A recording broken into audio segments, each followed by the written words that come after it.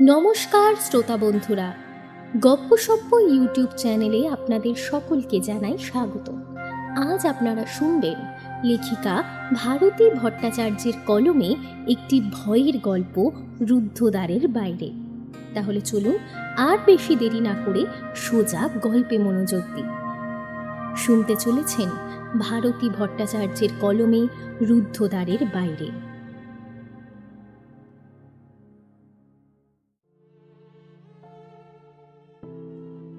ছোটবেলা থেকেই আমাদের 3 ভাই বোনে খুব মিল। ঝগড়াঝাটি, মারামারি এসব একেবারেই নেই। আমরা পরস্পরের বন্ধুর মতো। পিঠোপিঠি ভাই বোন আমরা।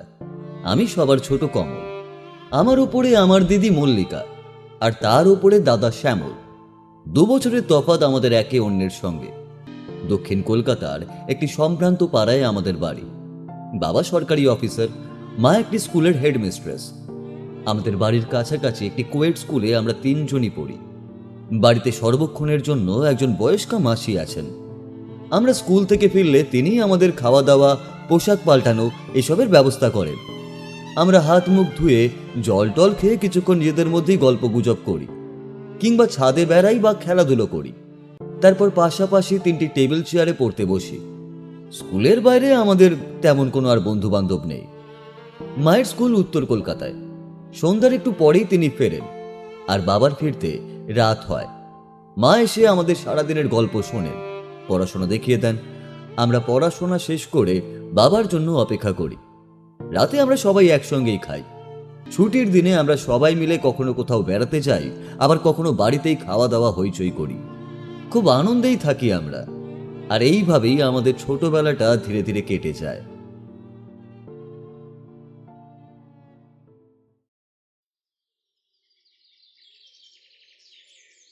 আমি তখন ক্লাস 8-এ উঠেছি। দিদি মাধ্যমিকের জন্য রেডি হচ্ছে, আর দাদা সবে স্কুল ছেড়ে কলেজে ঢুকেছে। সেই সময় একদিন স্কুল ছুটির পরে বাড়ি ফিরে পোশাক পাল্টে হাত মুখ ধুয়ে খাবার টেবিলে বসেছি। মাসি আমাদের সামনে খাবার রেখে গেছে। আমার এক পাশে দিদি আর এক পাশে দাদা বসে রয়েছে। হঠাৎই দিদি চাপা স্বরে আমাকে বলে উঠল, তোদেরকে আমি একটা দারুণ ব্যাপার দেখাবো, কাউকে বলিস না কিন্তু, খুব মজা হবে, দেখবি? দাদা ওপাশ থেকে শুনতে পেয়েই বলে উঠল, মলি, তোর না এবার মাধ্যমিক পরীক্ষা? পড়াশোনায় মন না দিয়ে মজার কথা ভাবছিস? দাদা কলেজে ঢোকার পর থেকেই আমাদের ওপর ওর গার্জেনগিরি ফলাতে শুরু করেছে। দিদি অবশ্য ওকে একেবারেই পাত্তা না দিয়েই বলে উঠল, থাম তো দাদা, ও নিয়ে তোকে ভাবতে হবে না। তাড়াতাড়ি খাওয়া শেষ করে পড়ার টেবিলে চল। মা বাবা বাড়ি ফেরার আগেই তোদের একটা দুর্দান্ত ব্যাপার দেখাবো। মা ফিরবেন 7টা নাগাদ, বাবা আরও 1.5 থেকে 2 ঘন্টা পরে। তখন ওই 5:30 বাজে, অর্থাৎ আমাদের হাতে মাত্র 1.5 ঘন্টা সময় রয়েছে। তাড়াতাড়ি খাওয়া শেষ করে পড়ার টেবিলে চলে এলাম। দিদি ঘরের ভেতর থেকে দরজাটা বন্ধ করে দিল। তারপর সে একটা 3 কোণা পিচবোর্ড বার করলো, যার মাঝখানে একটা গোল ফুটো করা। আমরা 2 ভাই অবাক হয়ে চেয়ে রইলাম জিনিসটার দিকে। দিদি তখন আমাদের দিকে চেয়ে চাপা স্বরেই বলল, সময় নষ্ট না করে একটা খাতা আর একটা পেন্সিল বার কর তো, কুইক। আমি সঙ্গে সঙ্গে একটা খাতা আর একটা পেন্সিল বার করে ওর দিকে এগিয়ে দিলাম। দিদি পেন্সিলটা সেই পিচবোর্ডের গর্তের মধ্যে ঢুকিয়ে দিল। তারপর খাতার পৃষ্ঠার উপরে পেন্সিলের মুখটা ঠেকিয়েই আমাদের দিকে চেয়ে বলল, আমার হাতের ওপর তোরা দুজনে হাত ঠেকা, আর তারপর মনে মনে কোনো একজন মৃত মানুষের কথা চিন্তা কর। দিদির কথা শুনে আমরা দুজনেই চমকে উঠলাম। বলে কি, মাথা খারাপ হলো নাকি? দাদা তো প্রায় চিৎকার করেই বলে উঠল, কি বলছিস কি তুই পাগলের মতো? মা জানতে পারলে কি হবে বুঝতে পারছিস? দিদি চিরদিনই ঠান্ডা মাথার মেয়ে। সে কেবল দাদার ঠোঁটে আঙুল ছুঁয়েই বলল, চুপ, চেঁচাস না, কেউ কিচ্ছু জানবে না। তার চেয়ে আয় আমরা এক মনে আমাদের মাসিমণির কথা ভাবি। উনি তো মাত্র 1 বছর হলো মারা গেছেন, আর আমাদের কত ভালোবাসতেন বল। নিশ্চয়ই ডাকলেই চলে আসবেন। দাদা বলে উঠল। আমি পারবো না। দিদি অত্যন্ত করুণ ভাবেই বলল, কেন রে দাদা, তোর জানতে ইচ্ছা করে না মাসিমণি এখন কোথায় আছেন, কেমন আছেন, আমাদের কথা ভেবে কষ্ট পাচ্ছেন কিনা? দাদা এ কথার কোনো উত্তর না দিয়ে নিজের টেবিলে বইয়ের পাতা উল্টাতে লাগলো। স্পষ্টতই বোঝা গেল দাদার এ কাজে একেবারেই সমর্থন নেই। আমার কিন্তু বেশ কৌতূহলী হচ্ছিল। আমি চট করে আমার হাতটা দিদির পেন্সিল ধরা হাতটার ওপরে রাখলাম। দাদাও এবারে দেখলাম অনিচ্ছা সত্ত্বেও আমাদের হাতের ওপরে হাত রাখলো। আমরা এক মনে আমাদের প্রিয় মাসিমণির কথা চিন্তা করতে লাগলাম। কিছুক্ষণের স্তব্ধতা, হঠাৎ পেন্সিলটা নড়ে উঠল, দাগ পড়তে লাগলো আঁকা বাঁকা। দিদি খুব আস্তেই জিজ্ঞাসা করলো, তুমি কেমন আছো? ভালো আছি। আমাদের কথা ভাবো? ভাবি, কিন্তু দিদির প্রশ্ন। তবে উত্তর এলো, তোরা এসব কেন করছিস? করিস না, ক্ষতি হবে। দিদি জিজ্ঞেস করলো, কেন ক্ষতি হবে? কেন? কে আমাদের ক্ষতি করবে? এসব করিস না, আমি যাই। পেন্সিল থেমে গেল। সেই মুহূর্তে বন্ধ দরজার বাইরে থেকে কে যেন ঠকঠক করে আওয়াজ করলো, আর আমরা সমস্বরে চেঁচিয়ে উঠলাম, কে? দরজা খোল। মায়ের গলা শুনে আমার বুকের ভেতর আটকে যাওয়া শ্বাসটা যেন আবার পড়তে শুরু করলো। যখন বসেছিলাম দিনের আলো ছিল ঘরে, কখন যে সন্ধ্যার অন্ধকার নেমে এসেছে খেয়ালও করিনি। সময়ের কোনো হিসেবই ছিল না। মায়ের গলা শুনে যেমন ভরসা পেলাম, আবার শঙ্কিতও হলাম। প্রথমেই দাদা লাফ দিয়ে উঠে ঘরের আলোটা জ্বালল। আমিও আমার টেবিলে চলে এসে একটা বই খুলে ফেললাম, আর দিদিও পিচ বোর্ডটাকে ড্রয়ারে ঢুকিয়ে একটা অঙ্কের খাতা বার করে কি সব যেন হিসেব করতে শুরু করলো। আবারও দরজায় আওয়াজ হওয়ার সঙ্গে সঙ্গে দাদা দরজাটা খুলে দিল। মা ঘরে ঢুকে এসে তীক্ষ্ণ দৃষ্টিতে আমাদের তিনজনের দিকেই পর্যায়ক্রমে তাকিয়ে থেকেই বলে উঠলেন, কি করছিলি তোরা দরজা বন্ধ করে? দাদা কোনো উত্তর না দিয়ে তার টেবিলের দিকে এগিয়ে গেল। আমি একদম চুপ, মাথা নিচু করে বইটার দিকে চেয়ে রইলাম। কি বই যদিও তখন সেটা খেয়াল নেই। দিদি কিন্তু স্বাভাবিকভাবেই বলে উঠল, দেখতেই তো পাচ্ছ মা, আমরা পড়াশোনা করছি। কিন্তু দরজা বন্ধ করেছিলি কেন? বাইরে থেকে তো ঘরের আলোটাও দেখা যাচ্ছিল না। বিস্মিতভাবে প্রশ্ন করলেন মা। দাদা এবার বলল, কেন মা, আলো তো জ্বলছে ঘরে। মা আরও একবার সকলের মুখের দিকে চেয়ে দেখলেন, তারপর গম্ভীরভাবেই বললেন, পড়তে যদি ইচ্ছা না করে তাহলে যাও, যার যার ঘরে গিয়ে বিশ্রাম করো। 1 ঘন্টা পরে এসে আবার পড়তে বসবে। আর মলি, মা এবারে দিদির দিকে চাইলেন। তোমার এবারে মাধ্যমিক পরীক্ষা, সেটা মনে রেখো। তুমি এখানে এদের সঙ্গে না থেকে নিজের ঘরে গিয়ে পড়তে বসবে, ঠিক আছে? মা বেরিয়ে গেলেন ঘর থেকে। দিদি এবার হাসি মুখে চাইলো আমাদের দিকে। দাদা রাগত স্বরেই বলল, আজ তোর জন্য কি বিপদে পড়তে যাচ্ছিলাম বলতো। এসব আজে বাজে কাজ আর করবি না কিন্তু, আমি বলে দিচ্ছি। দিদি মিটমিট করে হেসেই বলল, এই তো সবে শুরু। এবারে কত অজানা অচেনা মানুষের আত্মাকে এখানে নিয়ে আসবো, দেখবি শুধু। দাদা উঠে ঘর থেকে বেরিয়ে গেল। আমি অবাক হয়ে দিদির মুখের দিকে চেয়ে ভাবতে লাগলাম, এত সাহসও পেল কি করে? আমার তখনও বুকের ভেতরটা ঢিপ ঢিপ করছিল। এরপর বেশ কয়েকবার দিদি আমাদের এইভাবে জোর করে বসিয়েছে, আর বহু জানা অজানা প্রখ্যাত অখ্যাত মানুষের আত্মাকে টেনে এনে তাদের সঙ্গে কথা বলেছে। দাদা প্রথম 2-1 আমাদের সঙ্গ দিলেও পরে আর দিত না, কারণ এসবে ওর একেবারেই বিশ্বাস ছিল না। তবে মাকে বলে দেওয়া বা আমাদের বিরোধিতা করা এসবও করতো না, বরং লক্ষ্য রাখত বড়রা কেউ এসে পড়ল কিনা, আর মাঝে মাঝে মাসিমণির উপদেশ স্মরণ করিয়ে দিত। কিন্তু আমার আর দিদির নেশা তখন চরমে। অবসর পেলেই বসে পড়ি। দিদি আবার এর মধ্যেই মাধ্যমিক পরীক্ষা দিল, আবার ভালোভাবে পাশও করে গেল কিভাবে তা আমরা কেউই জানি না। মাধ্যমিক পরীক্ষার জন্য দিন 15-20 দিদি এসব নিয়ে আর বুঝতে পারেনি। পরীক্ষার প্রস্তুতি, পরীক্ষা দেওয়া ইত্যাদি নিয়ে স্বাভাবিকভাবেই ব্যস্ত ছিল। আমার মনটা কিন্তু সবসময় ছটফট করত। কতদিনে দিদি আবার সব ঝামেলা মিটিয়ে বসবে আমার সঙ্গে, তার জন্যই। পড়তে বসে বা স্কুলে গিয়েও অন্যমনস্ক হয়ে পড়তাম। ফলে স্কুলে স্যারদের বকুনি আর বাড়িতে দাদার হুঁশিয়ারি হজম করতেই হতো। কিন্তু চেষ্টা করেও মনকে বশে আনতে পারতাম না। আসলে বিভিন্ন মানুষের আত্মাকে ডেকে তাদের সঙ্গে কথা বলে অন্য একটা জগৎ সম্বন্ধে একটা কৌতূহল আর আগ্রহ তৈরি হচ্ছিল, যেটার আকর্ষণ আমি কাটাতে পারছিলাম না। অথচ দিদি ছাড়া আমি অচল। এতদিনে এটুকু বুঝেছি যে দিদির যে ক্ষমতা আছে, অর্থাৎ আত্মাকে টেনে আনার, সেই ক্ষমতাটা আমার মধ্যে নেই। আমি কেবল তার সঙ্গে থেকে তাকে সহযোগিতাই করতে পারি। অতএব দিদির পরীক্ষা শেষ হবার আশাতেই আমার দিন কাটছিল। দিদির ঘর আর আমাদের ঘর, অর্থাৎ আমার আর দাদার ঘর পাশাপাশি। সেদিন রাত্রে বাথরুম থেকে ফিরছি, দিদির ঘরে একটা হালকা নীল আলো জ্বলেই শোয়ে। ঘরটা তাই সম্পূর্ণ অন্ধকার হয় না, বাইরে থেকে ভেতরটা আবজেভাবে দেখা যায়। দিদির ঘরের পাশ দিয়ে আসার সময় হঠাৎ ঘরটার দিকে চোখ পড়ল আমার। অদ্ভুত একটা দৃশ্য দেখেই আমি চমকে উঠলাম। দেখলাম দিদি বিছানায় শুয়ে ঘুমোচ্ছে, আর খাটের পাশে দাঁড়িয়ে প্রায় আমারই বয়সী একটা মেয়ে এক দৃষ্টে দিদির দিকে চেয়ে রয়েছে। আমি দাঁড়িয়ে গিয়ে ভালো করে দেখতে চেষ্টা করলাম, কিন্তু কিছুই দেখতে পেলাম না। ঘরে ঢুকে বড় আলোটা জ্বেলে দিয়ে এদিক ওদিক চাইলাম, কিন্তু কাউকেই দেখতে পেলাম না। দিদিরও ঘুম ভাঙল না। আলো নিভিয়ে দিয়ে নিজেদের ঘরে ফিরে এলাম। মনটা খচখচ করছিল, আমি কি তাহলে ভুল দেখলাম? দাদার দিকে চেয়ে দেখি অকাতরে সে ঘুমোচ্ছে। ওকে আর বিরক্ত করতে ইচ্ছে হলো না, হয়তো আমারই চোখের ভুল। এই কথা ভাবতে ভাবতে কখন যেন আমি ঘুমিয়েই পড়লাম।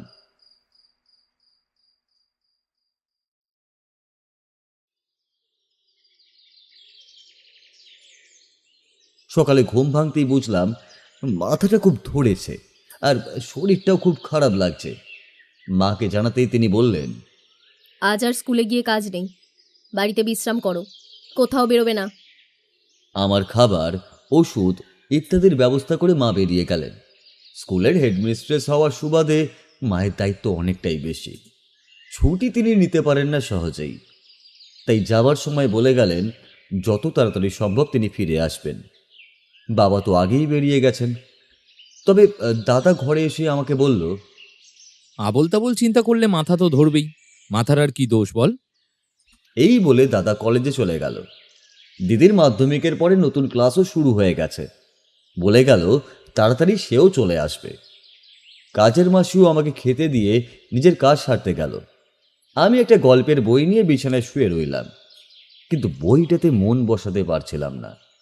একটা অস্বস্তি নিয়ে এপাশ ওপাশ করতে লাগলাম। কেবলই মনে হচ্ছিল কাল সারা রাত যেন স্বপ্নে ওই মেয়েটাকে আমি বারে বারেই দেখেছি, যাকে দিদির বিছানার পাশে দেখেছিলাম।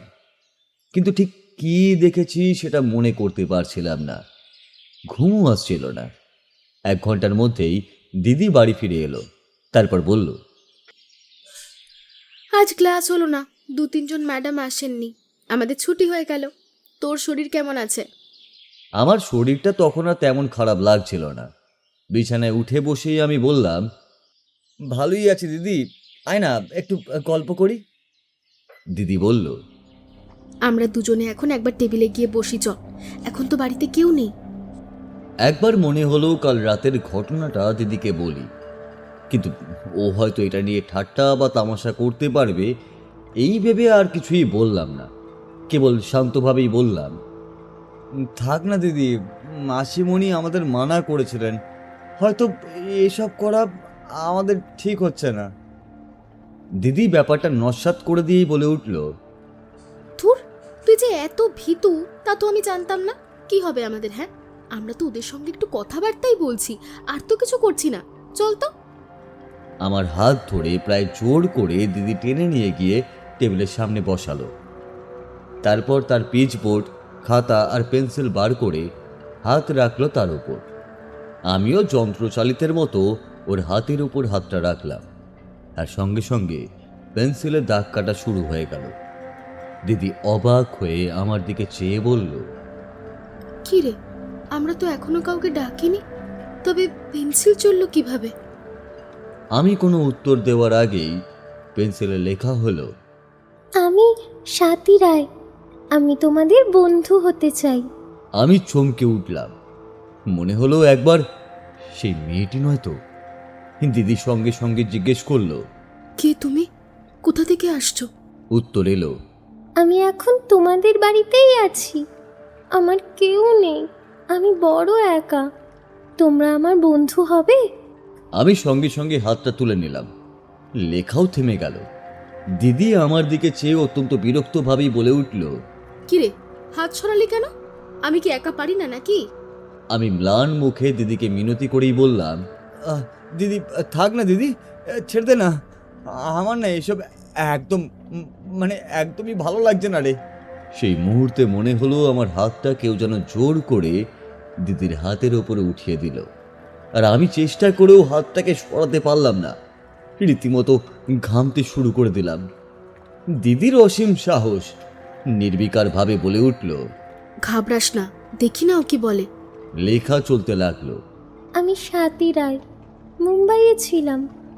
আমার মা বাবা দুজনেই মারা গেছেন অনেক দিন আগে। একটা ফ্ল্যাটে আমি একাই থাকতাম। হঠাৎ একদিন স্কুলে যাওয়ার পথে একটা দুর্ঘটনায় আমার মৃত্যু হয়। তারপর থেকে আমি একা একাই ঘুরে বেড়াই, কাউকে পাইনি যে দুটো কথা বলবো। হঠাৎ তোমাদের পেয়ে গেলাম কিভাবে জানি না। দিদি জিজ্ঞেস করলো, মুম্বাই থেকে তুমি এখানে এলে কি করে? আমাদের কাছেই বা কেন এলে? তা তো জানি না, কোথা থেকে যে কি হয়ে গেল কিছুই বুঝতে পারছি না। আমি বন্ধু খুঁজছিলাম, সঙ্গী খুঁজছিলাম, হঠাৎ তোমাদের দুজনের দেখা পেয়ে গেলাম। ভালো লেগে গেল তোমাদের, তাই এখানেই থেকে গেছি। আমার সারা শরীর কাঁটা দিয়ে উঠল। আমি আবারও জোর করে হাতটা সরিয়ে নিতে গেলাম, কিন্তু সেটা যেন তখন আঠার মতো দিদির হাতের সঙ্গে লেগে গেছে, কিছুতেই সরাতে পারলাম না। দিদির কিন্তু কোনো বিকারই নেই, সে প্রশ্ন করেই চলেছে। তুমি কতদিন আগে মারা গেছো? আবারও উত্তর এলো, কি জানি, সে কথা আমার ঠিক মনে নেই। কতদিন যেন ঘোরের মধ্যে ছিলাম। তারপর যখন ঘোর কাটলো, দেখলাম চারিদিকে কেউ কোথাও নেই, শুধু অন্ধকার আর অন্ধকার। কোথা থেকে কোথায় ভাসতে ভাসতে চলে গেলাম কিচ্ছু জানি না। হঠাৎ যেন কতদিন পরে তোমাদের ডাক শুনতে পেলাম। তোমাদের চিনি না, কিন্তু তোমাদের ডাক শুনে মনে হলো যেন আপনজনের ডাক, তাই সেই টানে এখানে চলে এলাম। আমার বোধ বুদ্ধি সব লোপ পেতে চলেছে। আমিও যেন কোনো ঘোরের মধ্যেই আছি এরকম মনে হচ্ছে। দিদি এবারে যেন একটু জোরের সঙ্গেই বলল, কিন্তু তোমাকে তো আমরা ডাকিনি, তুমি আমাদের কাছে এলে কেন? তোমার কোনো নিজের লোকেদের কাছে যাও প্লিজ। একটু নার্ভাস মনে হলো দিদিকে, তবে অপর দিক থেকে উত্তর এলো, আমি আর কোথাও যাব না, তোমাদের কাছেই থাকবো। বিশেষ করে এই ছেলেটিকে আমার খুব ভালো লেগেছে, আমারই সমবয়সী কিনা। আমি আর পারলাম না সহ্য করতে। লাফ মেরে চেয়ার ছেড়ে উঠে আমার হাতটা টেনে সরাতে গেলাম, কিন্তু সেই মুহূর্তে মনে হলো আমাকে কে যেন ধাক্কা দিয়ে চেয়ার থেকে মাটিতে ফেলে দিল। আমি মাথায় প্রচন্ড ব্যথা পেলাম। তারপর তারপর আমার আর কিছুই মনে নেই।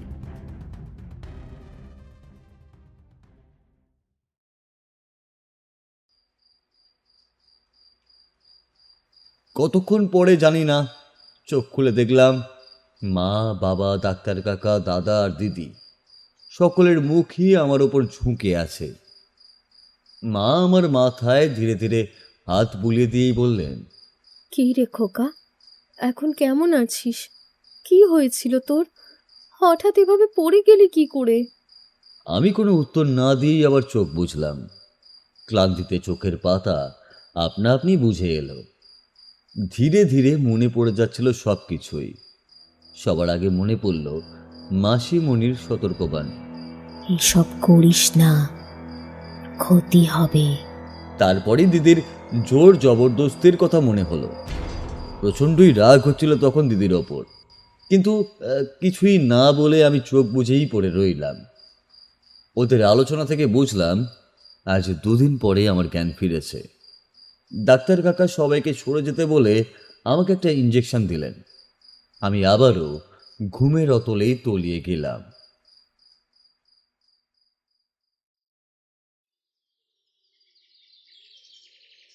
ঘুম ভাঙল পরের দিন সকালে। প্রথমেই দেখলাম দিদির ফ্যাকাশে মুখ। আমার খাটের পাশে সে চুপ করে বসে আছে। আমি চোখ খুলতেই 2 চোখে জল নিয়ে দিদি আমার হাত দুটো চেপে ধরেই বলে উঠল, প্লিজ কমল, আমার ওপর রাগ করিস না ভাই। এরকম যে হতে পারে আমি স্বপ্নেও কল্পনা করিনি। মাসিমণির সাবধান বাণী আমাদের শোনা উচিত ছিল। বিশ্বাস কর, আমি মাকে আর ডাক্তার কাকাকে সব বলেছি। বাবাকে বলার সাহস হয়নি। মা হয়তো বলবেন। মা আমাকে প্রচণ্ড বকেছেন। ওনার গুরুদেব আজ আসবেন, তিনি সব কিছু ঠিক করে দেবেন। ভাবিস না। আমি মুখটা ঘুরিয়ে নিলাম দিদির দিক থেকে। আমার আর কিছুই শুনতে ভালো লাগছিল না। ঘুমিয়ে পড়েছিলাম কিনা সঠিকভাবে জানি না। মায়ের ডাকে চোখ মেলে তাকালাম। মায়ের গুরুদেব এসে ঘরে ঢুকলেন। অত্যন্ত সৌম্যকান্তি এক বৃদ্ধ, চোখ দুটি অতি উজ্জ্বল। তিনি এসে আমার পাশে বসলেন। হেসে আমার গায়ে মাথায় হাত বুলিয়ে দিয়েই তিনি বললেন, কোনো ভয় নেই, সব ঠিক হয়ে যাবে। এরপর তিনি কি সব যেন মন্ত্র আওড়াতে লাগলেন আমার মাথায় হাত রেখে। তারপর মায়ের কাছ থেকে এক গ্লাস জল চেয়ে নিয়ে কি যেন মন্ত্র পড়ে আমায় খাইয়ে দিলেন, আর আমার হাতে একটা কবচ পরিয়ে দিলেন। তারপর মায়ের দিকে চেয়ে তিনি বললেন, আর চিন্তা করো না, ওকে এখন একটু বিশ্রাম করতে দাও। সবাই চলে যাও ঘর থেকে, ও ঠিক হয়ে যাবে। এই কথা বলে তিনি সবাইকে নিয়ে ঘর থেকে বেরিয়ে গেলেন। আমি আবার কেমন যেন ঘুমের ঘোরের মধ্যেই চলে গেলাম। সেই ঘোরের মধ্যেই দেখলাম সেদিন রাত্রে দিদির ঘরে দেখা সেই মেয়েটা যেন আমার সামনে বসে হাপুস নয়নে কাঁদছে। চোখের জলে তার বুক যেন ভেসে যাচ্ছে। তারপর দেখতে দেখতে সে যেন আবছা থেকে আরো আবছা হয়ে গেল। তারপর একেবারেই শূন্যে মিলিয়ে গেল। পরক্ষণেই আমি চোখ খুললাম, আর আমার মনে হলো আমার শরীরে তখন আর কোনো ক্লান্তিই নেই, মাথাও আর ঝিমঝিম করছে না। আমি সম্পূর্ণ সুস্থ হয়ে গেছি। কেবল মনের মধ্যে কি যেন একটা অজানা কষ্ট বুকের মধ্যে কাঁটার মতো বিঁধছে। ঠিক বুঝতে পারছি না, কিন্তু সেই কষ্টে আমার দু চোখ জলে ভরে গেল। আমি তাড়াতাড়ি চোখের জল মুছে ফেলে বিছানা থেকে উঠে দাঁড়ালাম।